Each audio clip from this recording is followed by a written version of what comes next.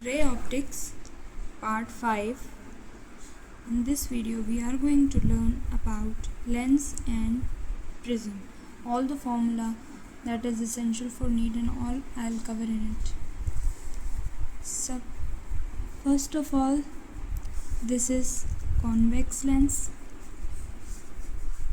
this is concave lens, this is plano-convex, and this is plano concave lens.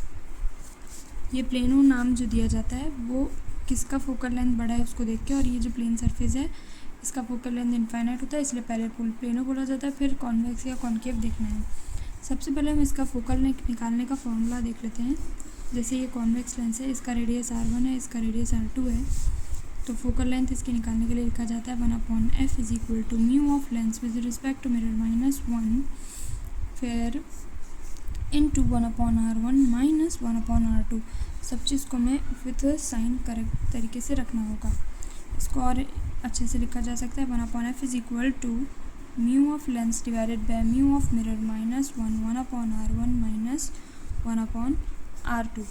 That's it. If अगर ऐसा होता है कि R1 बराबर इज़ इक्वल टू R2 हो रहा है तो हमारी फोकल लेंथ हो जाएगी f is equal two plus minus लिख दें ताकि दोनों कॉन्वेक्स कॉन्केव दोनों को कवर कर लिया जाए। R/2 mu of lens with respect to mirror -1, यानी इसको हम लोग लिख सकते हैं यहाँ पे mu of lens bye mu of mirror होगा, यानी plus minus R/2 mu of lens divided by mu of mirror -1। Okay, I am sorry, mirror नहीं है, मीडियम है, ठीक है। ये जितना भी यहाँ पर m है वो मिरर नहीं, मीडियम का होगा रिफ्रैक्टिव इंडेक्स। और अगर ये प्लेनो कॉन्वेक्स या प्लेनो कॉन्केव लेंस हमने लिया है और उसका रिफ्रैक्टिव इंडेक्स उसका फोकल लेंथ निकालना है तो f is equal to r by mu of lens with respect to medium -1 लिखेंगे खाली, यानी यहाँ पर एक ही सरफेस है और ये क्या हो जाएगा, डबल हो जाएगा।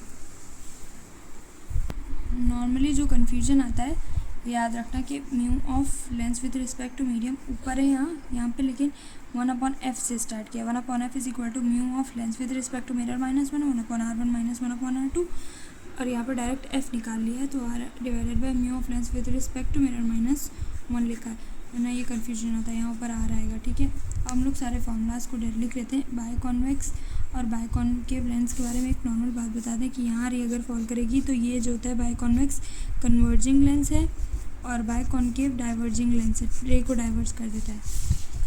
और उसके बाद फार्मूला सारा लिख लेते हैं 1/f। इसमें सारा कुछ उल्टा हो जाएगा मिरर के उससे, जैसे मिरर में था 1/f is equal to 1/v plus 1/u, यहाँ पर 1/v माइनस 1/u हो जाएगा। और भी सारे फार्मूला सेम है, बस साइन का डिफरेंस आ जाएगा। हमें mt is equal to f/f minus u था, यहाँ पर f प्लस u हो जाएगा। और इसको ऐसे भी लिख सकते हैं, वहाँ पर माइनस ऑफ v/u था, यहाँ पर v/u खाली हो जाएगा। Height of image by height of object तो सेम ही है। इसको और हम लोग लिख सकते हैं f के टर्म्स में f माइनस v/f भी लिख सकते हैं। ml का फॉर्मूला भी वैसे ही हो जाएगा, ml is equal to dv/du which is equal to mt², यहाँ पे पॉजिटिव रहेगा। पावर होता है inverse of focal length, focal length metre में लिखना होता है, इसकी यूनिट होती है डायोप्टर। इसकी यूनिट क्या होती है, डायोप्टर होती है, और ये स्केलर टर्म है। अब एक इम्पॉर्टेंट चीज़ है वो ये कि जैसे मेरा ये है लेंस, इसमें रिफ्रैक्टिव इंडेक्स है μ1, इसमें रिफ्रैक्टिव इंडेक्स है μ2, इसमें रिफ्रैक्टिव इंडेक्स है μ3। मेरा ऑब्जेक्ट अगर रखा है तो इसमें तुम्हारे हिसाब से कितनी इमेज बननी चाहिए, इससे पास होगा, इसकी इमेज यहाँ बनेगी, इसकी यहाँ बनेगी, इसकी यहाँ बनेगी, इसलिए इसको बोलते हैं 3 इमेज बनेगी। लेकिन अगर ऐसे ही 2 मीडियम दिया हुआ हमने और यहाँ पर मैंने लिखा μ1, रिफ्रैक्टिव इंडेक्स इसका μ2 है, तो इसमें ऑब्जेक्ट यहाँ रखा है तो इमेज यहाँ से जो भी टेढ़ी बड़ी होगा यहाँ पास होकर इधर एक ही इमेज बनेगी, यानी यहाँ पर 3 इमेज बन रही है, यहाँ पर एक ही इमेज बन रही है। अब इसको काटने की बात कर लेते हैं। अगर हमने एक लेंस को लिया और उसको ऐसे काट दिया तो अब पहले इसका पावर p था, फोकल लेंथ f थी, तो ये काटने के बाद भी क्या हो जाएगा, ऐसे ही बन जाएगा, यानी समझ लो ये वापस वैसे ही बन जाएगा। पावर p वैसे ही रहेगा, फोकल लेंथ f रहेगा, पावर p वैसे ही रहेगा। लेकिन अगर हमने इसको काट दिया ऐसे, अगर हमने इसको काट दिया, समझ लो, इसको याद रखने के लिए ट्रिक बता रहे हैं तुमको कि अगर बीच में से काट दिया तो ये प्लेनो बन गया, यानी सब चीज़ें बदल जाएगी, जैसे फोकल लेंथ बदल गई थी ना उसमें। सो इसको बीच में से काट दिया मतलब इसका पावर ख़त्म कर दिया, तो ये ख़त्म कर दिया से याद रखना कि पावर p/2 हो गया और फोकल लेंथ क्या हो जाएगा, इन्वर्स है तो 2f हो जाएगा। फोकल लेंथ क्या हो जाएगा 2f हो जाएगा। अब इसमें याद रखना कॉन्वेक्स लेंस जो है same ditto same to same होती है कॉनकेव मिरर जैसा।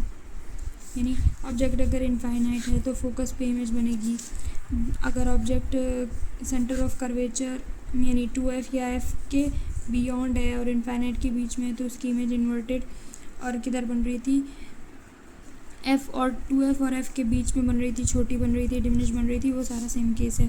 वह जो लास्ट वाला केस था ऑब्जेक्ट अगर मेरा फोकस और इसके बीच में है तो इमेज कहाँ बन रही थी, इस साइड बन रही थी, उसकी बजाय हम लोग को बड़ी इमेज इसी तरफ बना देनी है, हाइट ऑफ इमेज इस तरह से कर देना है। सब क्या है यहाँ पर वर्चुअल इरेक्ट मैग्नीफिकेशन पॉजिटिव, सबकी सब कॉन्वेक्स मिरर जैसा सेम टू सेम है, इसलिए इसमें टेंशन लेने की ज़रूरत नहीं है। फिर हम लोग देख लेते हैं वेलोसिटी ऑफ इमेज लेंस में सेम वही कर्व सरफेस पे जो वेलोसिटी हम पढ़ रहे थे ना, सेम वैसे ही करना है। अगर मेरे लेंस में मेरा ऑब्जेक्ट जो है प्रिंसिपल एक्सिस के पैरेलल चल रहा है यानी इसकी तरफ जा रहा है तो mt स्क्वायर करेंगे, वहाँ पर नेगेटिव mt स्क्वायर करा था। Velocity of image is equal to, उधर हम लोग ने जो मिरर था स्फेरिकल मिरर था उसमें हम लोग ने नेगेटिव करके mt स्क्वायर किया था इंटू वेलोसिटी ऑफ ऑब्जेक्ट, यहाँ पर पॉजिटिव रहेगा mt square into velocity of object.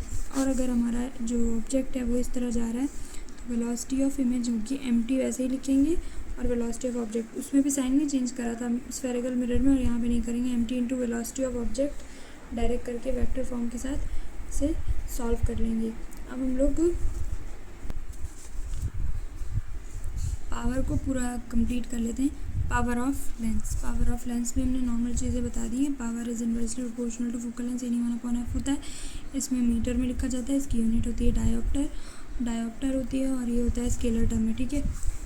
अब अगर जैसे मेरा ये लेंस है तीन लेंस लाइन से रखा हुआ है तो 1/f नेट हो जाएगा 1/f1 plus 1/f2 plus 1/f3, ठीक है। इसको हम लोग इससे डराइव करने जाएंगे तो P1 is equal to P net is equal to P1 plus P2 plus P3 हो जाएगा। सिंपल है, एकदम सिंपल है।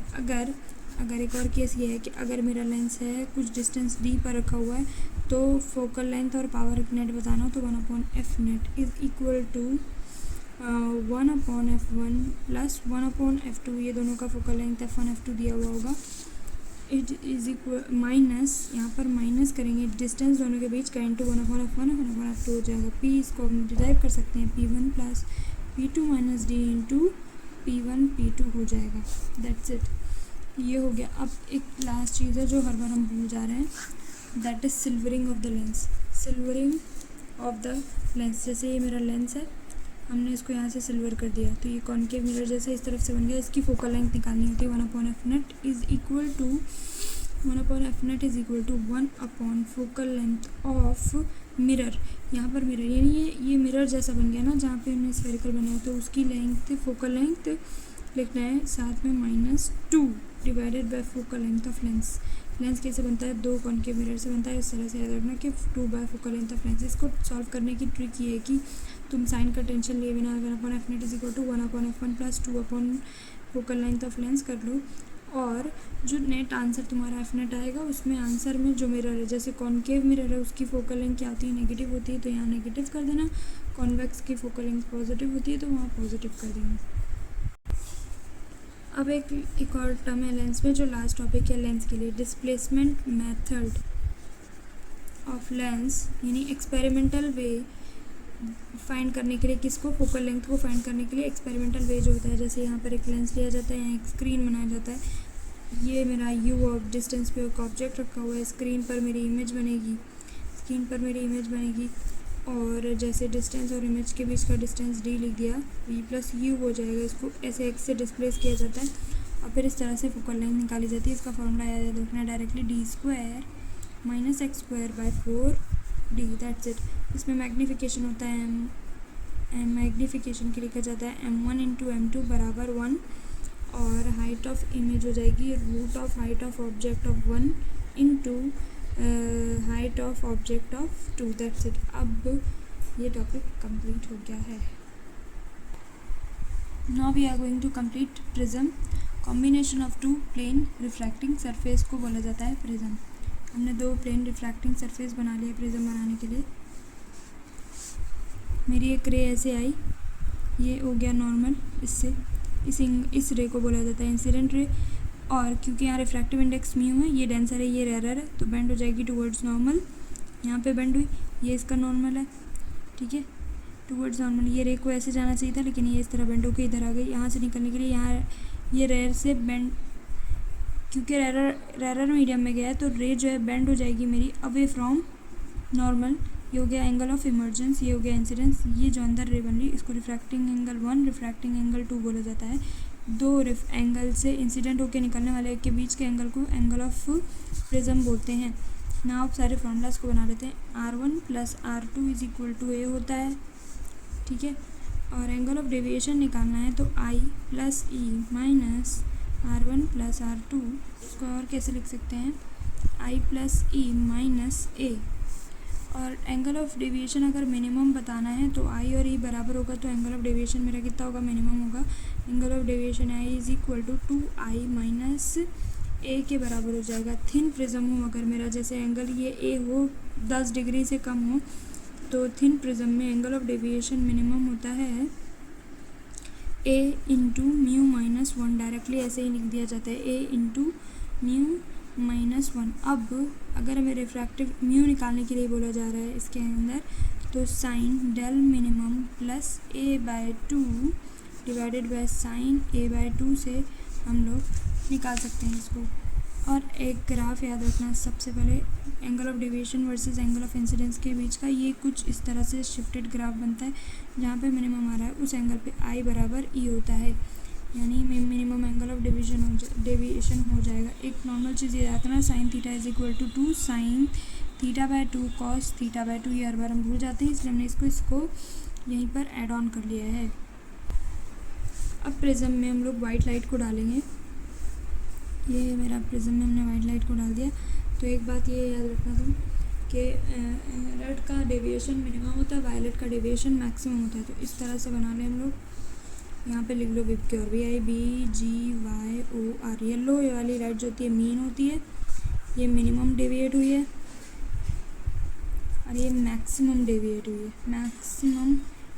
हुई है, जब अब अगर हमें किसी भी रेड लाइट जिस कलर का भी डेविएशन पूछा हुआ है, जैसे रेड का अगर पूछा है तो A × μ - 1 से निकल जाएगा। जैसे मीन वाले का पूछा हुआ है तो A × यहाँ पर refractive index of red light mu of yellow -1 से कर लेंगे। अब डिस्पर्सिव पावर अगर किसी ने भी पूछा, W = θ डिवाइडेड बाय मीन निकालेंगे, तो यहाँ पर हो जाएगा mu of red light, mu of violet minus mu of red divided by mu of yellow -1। Mu of yellow -1 से ये ऐसे याद रख लो। और फिर एंगुलर डिस्पर्जन पूछा हुआ है, एंगुलर पूछा हुआ है डिस्पर्जन पूछा हुआ हो, तो del of yellow minus angle of deviation of ये वायलेट है और ये रेड है। Angle of deviation of violet minus angle of deviation of red हो जाएगा, which is equal to A × इसको हम सॉल्व करके निकाल सकते हैं, A × refractive index of mu V, यानी violet minus refractive index of red, maximum of minimum. सारे फॉर्मूला सब हो चुके हैं हमारे। वाइट लाइट प्रिज्म के भी सारे फॉर्मूले हो गए, लेंस खत्म हो गया। अब लास्ट एक टॉपिक बचा हुआ है मेरा, सिर्फ टेलीस्कोप बचा हुआ है और सिंपल माइक्रोस्कोप।